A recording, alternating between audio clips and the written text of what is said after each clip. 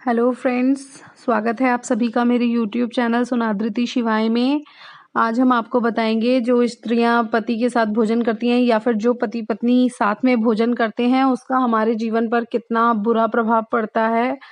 क्योंकि पुराने समय से ही हम सुनते आए हैं कि पत्नी को पति की बची हुई थाली में जो भोजन होता है वहीं से शुरुआत अपने भोजन की करनी चाहिए।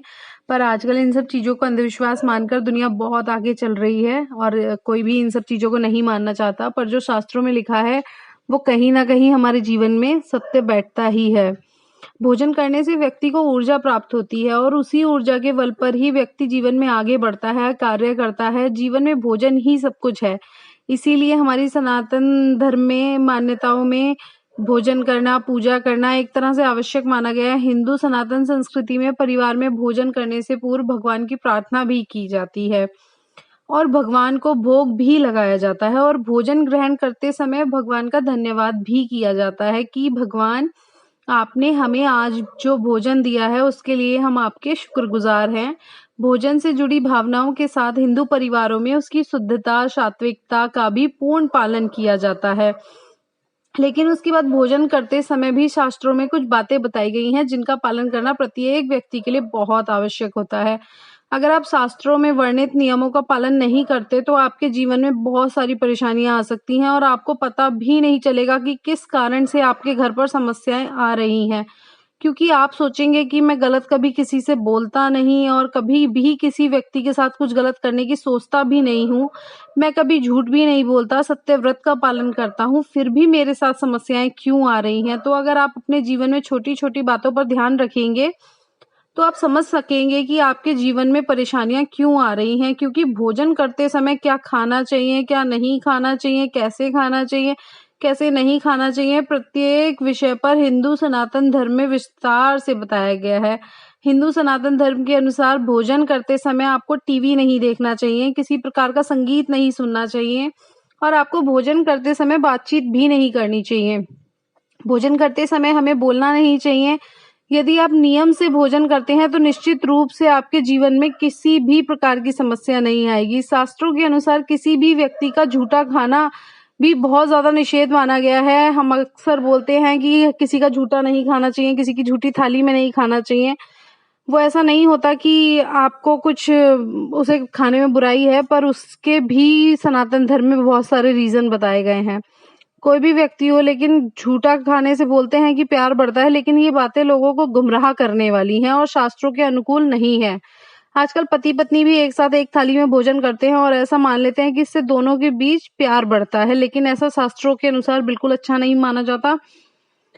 शास्त्रों के अनुसार पति पत्नी को कभी भी एक साथ और एक ही थाली में भोजन नहीं करना चाहिए। पति पत्नी को एक साथ एक थाली में भोजन करने से दरिद्रता का वास होता है, इसलिए हमेशा शास्त्रों के अनुसार ही भोजन करना चाहिए।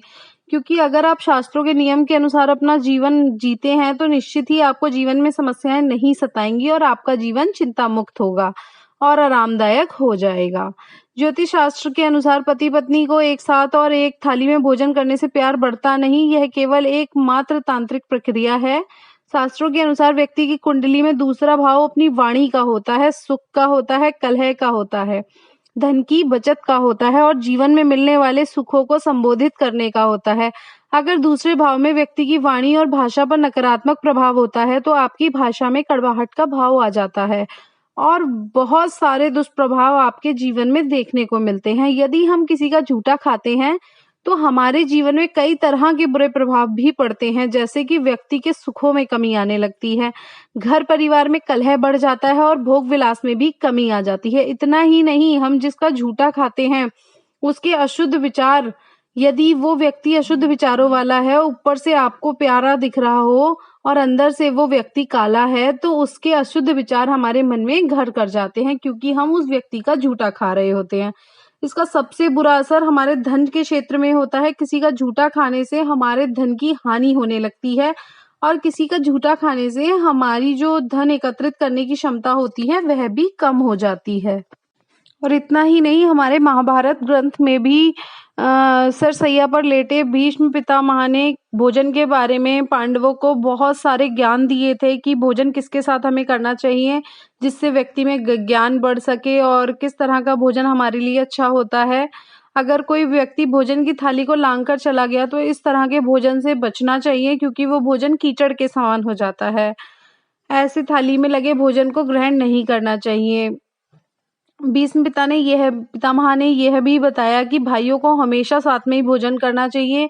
ऐसी भोजन की थाली अमृत के समान मानी गई है। ऐसे भोजन से परिवार में तरक्की होती है और स्वास्थ्य तो अच्छा रहता ही है, साथ ही माँ लक्ष्मी भी ऐसे घर में जरूर प्रवेश करती हैं, जिसमें भाई मिलजुल कर और साझा करके एक साथ भोजन करते हैं, और जिससे इन लोगों के बीच में हमेशा प्रेम बना रहा और भगवान कृष्ण स्वयं इनको युद्ध में विजय दिलाने आए थे।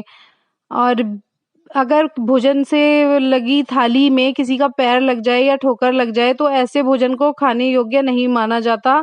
इससे दरिद्रता आने की आशंका बनी रहती है। वहीं अगर खाते वक्त भोजन में से बाल निकल आए तो ऐसा खाना खाने योग्य नहीं होता है, वह दूषित हो जाता है।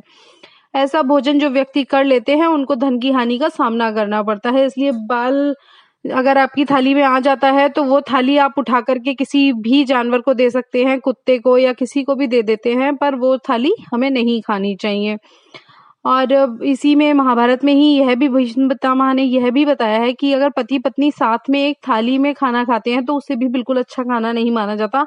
वह खाना मद के समान हो जाता है। परिवार में उससे लड़ाई झगड़े होने शुरू हो जाते हैं और हमारे घर में दरिद्रता आनी शुरू हो जाती है। इसलिए इस भोजन को भी अच्छा नहीं माना गया है। उम्मीद है मेरी वीडियो आपके लिए हेल्पफुल होगी और आप इन रूल्स को फॉलो करेंगे अपनी लाइफ में। ओम नमः शिवाय।